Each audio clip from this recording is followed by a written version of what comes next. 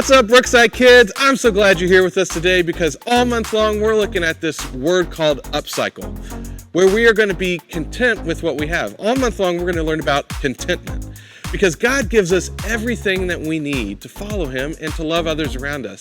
So with what we have, we should be happy with, and we should do the best we can to use what God has given us to love everyone around us. So check out today's story about contentment.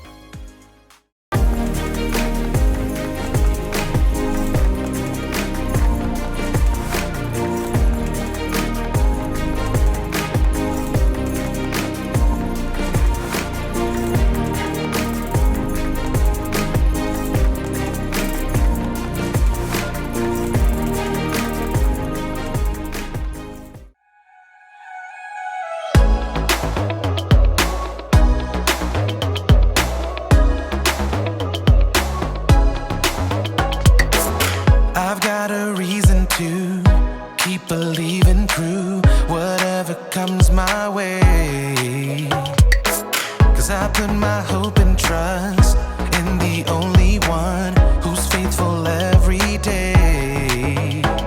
In the darkest night, you are by my side. I'm never alone because I know I can always trust you.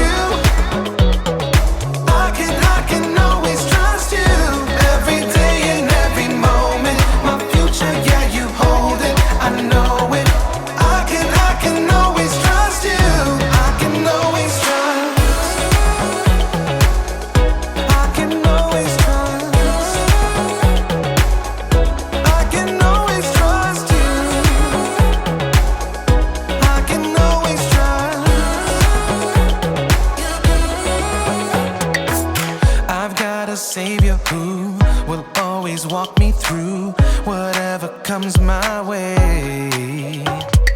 'Cause I put my hope and trust in the only one who's faithful every day. In the darkest night, you are by my side. I'm never alone because I know I can always trust you.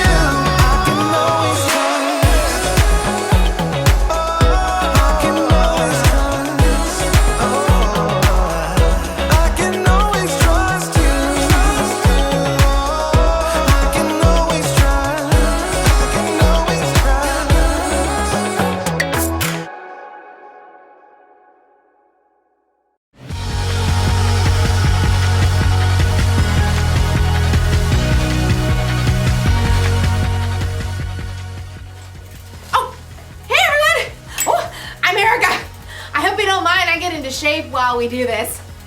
Exercise is important, you know, or of course. I mean, I'd rather be riding my bike outside right now, but the weather isn't cooperating. But that's okay, because I can ride this bike inside! Ooh, see that? I'm showing contentment. Contentment is learning to be okay with what you have. So, I'm okay with this stationary bike. You know, they've made all kinds of advancements with stationary bikes. I want one of those bikes that has all those different settings where you can make it feel like you're going like uphill or downhill. Whee! No, you know what I really want? I want one that has a TV screen in the front so it looks like you're riding a bike through mountains or next to the ocean.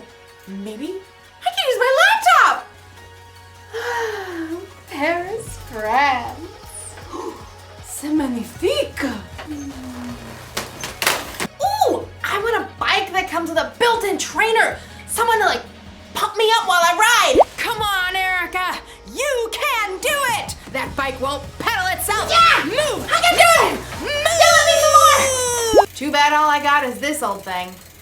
All it does is pedal. In today's story, we'll hear about a king who always wanted more and more and more. I kind of feel like him right now. It's not fun.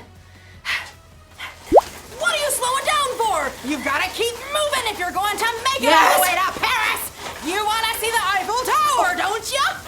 Oui! I can hear Okay. you. Move. I will Move. see you in Paris! Move.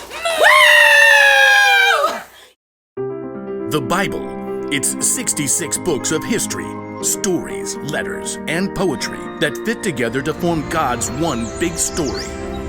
The epic adventure of how He created us and loves us so much that He made a way to rescue us. As we travel through the Bible, from Genesis to Revelation, we discover people who met God and found their lives changed forever. Now, for an amazing story. Inspired by the book of 1 Kings, chapter 21. After David and Solomon, many kings ruled the lands of Judah and Israel. Some of them listened to God, but most did not. King Ahab was worse than any other king of Israel before him. He only thought of himself and did exactly as he wanted to do.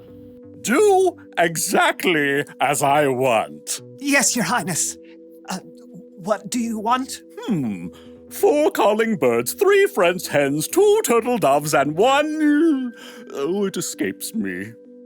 Just bring me some pears flambé.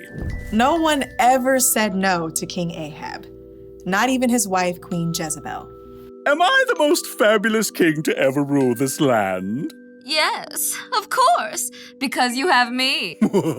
King Ahab was certain he had everything he could ever want. That is, until he took a drive into the neighboring town of Jezreel. Ooh, just look at that lovely vineyard. It is perfection. Stop at once. King Ahab examined the green leafy vines and the heavy bunches of grapes. What fantastic fruit. The soil must be excellent. You, over there. Who? Me? Who, me, your majesty? Who, me? Your Majesty? Of course, you. Do you own this fine vineyard? I do, Your Majesty. Excellent. You must sell it to me at once, and I shall turn it into a vegetable garden. No, Excuse me? Your Majesty. I'll pay good money. I'll trade you a better vineyard. I said no, Your Majesty. May the Lord keep me from giving you the land my family handed down to me. You... What? No. King Ahab was enraged. When he returned to the palace, he threw himself down on his bed and refused to eat anything, even date cakes dipped in honey. Why are you in such a bad mood? Why won't you eat anything? Naboth won't give me his vineyard. Oh, snap out of it. You're the king. I'll get you that vineyard. Queen Jezebel was just as bad as her husband, or maybe worse. She wrote a letter to the leaders of Naboth's town. Here is your mission, which you must accept. Number 1, announce a special day and give Naboth an important seat. 2, have 2 bad guys sit across from Naboth and claim that he cursed God and the king. 3, drag Naboth out of the city and throw stones at him until he dies. That should clear. Queen Jezebel sent her message, and the leaders of Naboth's town followed it, to the letter. Tell the queen, mission accomplished. Queen Jezebel was delighted by this terrible news and immediately went to find King Ahab. Oh, woe is me. Naboth won't give me... Get up! Take over Naboth's vineyard. He's dead. What? Mine! All mine! King Ahab ordered his chariot and set off at once for Jezreel. We'll rip out these annoying vines, plant peas, parsnips, potatoes. But even as Ahab garden partied, God spoke to the prophet Elijah. Go down to see Ahab. You will find him in Naboth's vineyard. Ahab has gone there to take it over. God gave Elijah a special message for the king. Elijah had faced Ahab before and knew the king would not be pleased to see him. Okay, here goes. Elijah traveled to Jezreel and found Ahab in the vineyard. Pull out that row of vines. Dig up the soil. King Ahab. The king turned. His eyes narrowed as he spied Elijah. My enemy, you found me. The Lord says, haven't you murdered a man? Haven't you taken his property? No, not me personally. And now he doesn't need it anymore. So you've done what is evil in the sight of the Lord. The Lord says, I am going to bring horrible trouble on you. You have caused Israel to sin. Oh. For once, Ahab listened to a message from God. He tore his clothes, a sign of great sorrow for what he had done. He put on the clothing people wore to show sadness. No food. Not even date cakes dipped in honey? Not even date cakes dipped in honey. King Ahab and Jezebel had made themselves miserable, taking more and more. And in the end, both of them paid for it.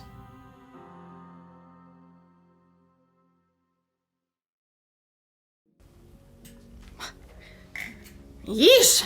King Ahab really wanted Naboth's vineyard. It's okay to want things, but Ahab wanted it so badly that it made him miserable. He even refused to eat. Has it ever happened to you? Have you ever wanted something so badly that it was all you could think about? Maybe it made you like super sad when you couldn't get it. Or maybe you threw a tantrum. If that sounds like something you might do, you may need a little help with contentment. Wanting things is fine. It gives you something to work toward or to look forward to. But when you want more and more and more and more, it can make you feel like Ahab. Miserable. Jesus once said, watch out! Be on guard against wanting to have more and more things. Life is not made up of how much a person has. Jesus knew there is so much more to life than the stuff we have. There are memories to be made, adventures to be experienced. Ooh, there are relationships to be grown with God and with others. These are things that will last long after the stuff we wanted has broken or gone out of style. So it's okay to want things, but here's the one thing to remember. Wanting more and more can make you miserable. So maybe one day I'll get a stationary bike with a few bells and whistles, but in the meantime, I'll ride this one and imagine it's springtime in Paris. Move, move, move! My imagination is very vivid. Au revoir!